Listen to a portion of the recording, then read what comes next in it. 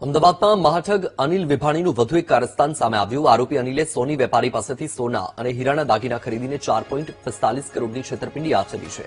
જેથી આર્થિક ગુના નિવારણ શાખાએ અનિલ વિભાણી, વિનતી વિભાણી, રાજવી વિભાણી અને જવાઈ શિવમ ગઢવીની ધરપકડ કરી છે, જ્યારે અનિલની દીકરી રાજવી વિભાણી હજુ પોલીસ પકડથી દૂર છે, જેથી રાજવીની ધરપકડ કરવા માટે પોલીસે તપાસ તેજ કરી છે।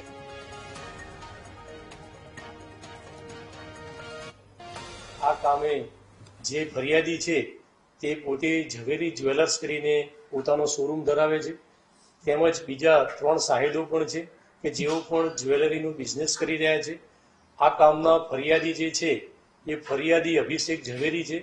જેની પાસેથી આ કામનો આરોપી અનિલ વિભાણી, તેની પત્ની વિમ્મી, તેની દીકરી રાજવી, તેનો દીકરો વેદાંત અને આ જે દીકરી છે રાજવી, તેનો પતિ જે છે આ બધાએ ભેગા થઈ અને કાવતરું રચી અને વેપારીઓ જે જ્વેલરીના વેપારી છે તે લોકોને વિશ્વાસમાં લઈ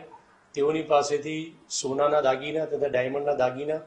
કુલ 4,45,00,000 રૂપિયાના મેળવી લીધા અને તેને સામે જે એમને વળતર આપવાનું હતું તો તેઓએ પોતાની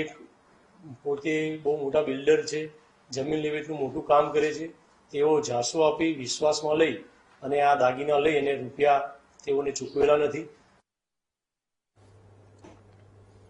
મહેસાણાના